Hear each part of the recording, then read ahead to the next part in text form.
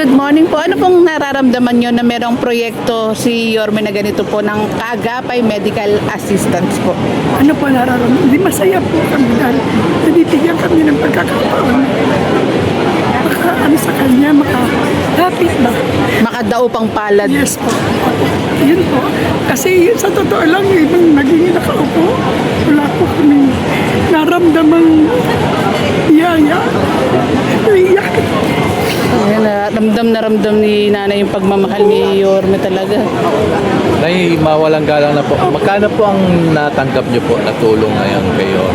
20 po. 20,000 pesos. Kasi sabi ko kay Yorme, meron po akong CT scan, hindi ko makapagawa.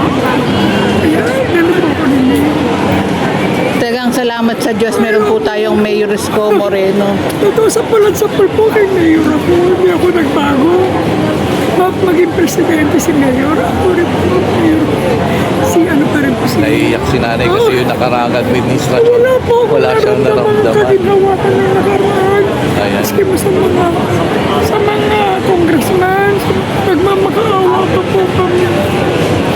Ay, mensahe po ng pasasalamat po kayo. Maraming salamat po sa inyo, Mayor, sa ginagawa niyo kabutihan sa amin mga matatanda. At kahit kanino po na lumapit sa inyo, binibigyan niyo po ng magandang ehemplo. Na ano nararamdaman nyo na mahal kayo ni Mayor Isko Moreno? Kayo pong mga lolo't lola na tinatawag ni Yorme. Yung pong ganyan pagbibigay niya, yung every time na sasabihin niya ng mga nanay ko, Opo. anak ko, Sarap no, Nay? sarap pakinggan lang po dahil wala akong nakita sa ibang ano na ganyan ang approach niya sa mga may edad sa kamukha ko.